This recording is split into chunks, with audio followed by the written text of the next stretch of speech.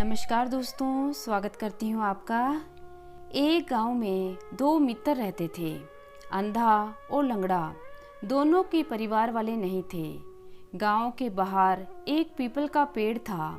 दोनों उसी के नीचे रहते थे। गांव वाले उन दोनों से बहुत प्रेम करते थे, क्योंकि कोई कुछ काम करने को कहता तो दोनों मित्र मिलकर कर देते थे। गांव का हर व्यक्ति उन दोनों को सुबह शाम कुछ खाने को दे देता था। दोनों आपस में मिलजुल कर प्यार से खा लेते थे। धीरे धीरे समय बीतता गया और सावन का महीना आ गया। बारिश होने लगी। कई सालों बाद इस बार बारिश ऐसी होने लगी थी कि रुकने का नाम ही नहीं ले रही थी।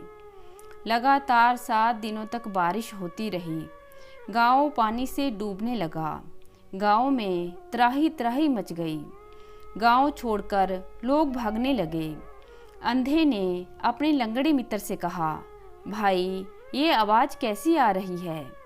लंगड़े ने कहा कि गांव में पानी भरने की वजह से लोग गांव छोड़कर जा रहे हैं।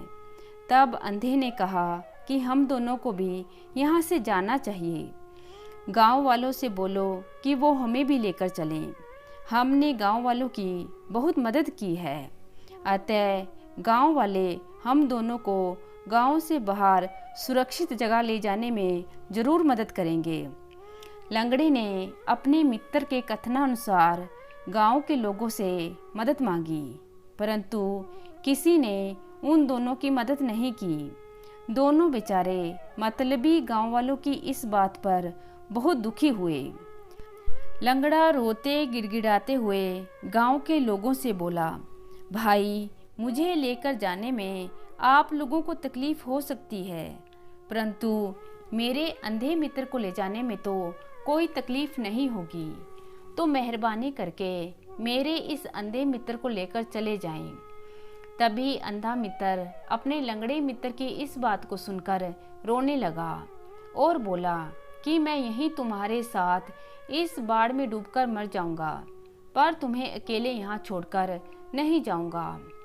मित्र की यह बात सुनकर लंगड़ा भी रोने लगा और फिर दोनों एक दूसरे को गले लगाकर रोने लगे। इसी बीच बारिश बहुत तेज होने लगी।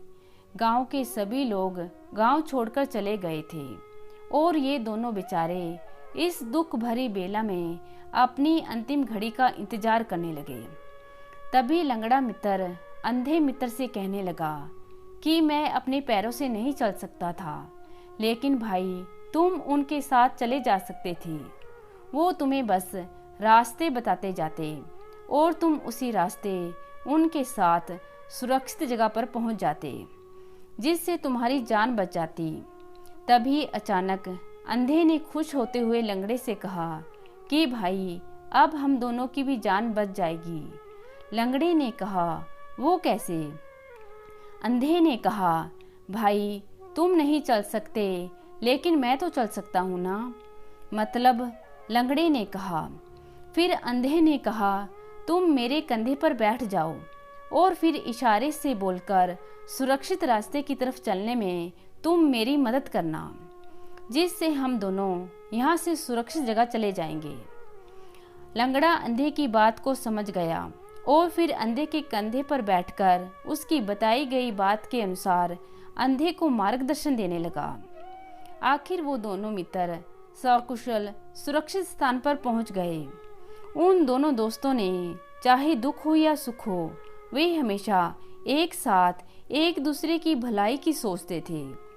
समझदारी, ईमानदारी, प्यार और घनिष्ठ मित्रता के बलबूते पर उन दोनों की जान बच गई। तो दोस्तों, कैसी लगी आज की कहानी? उम्मीद करती हूँ कि आज की कहानी आप पसंद करेंगे। धन्यवाद।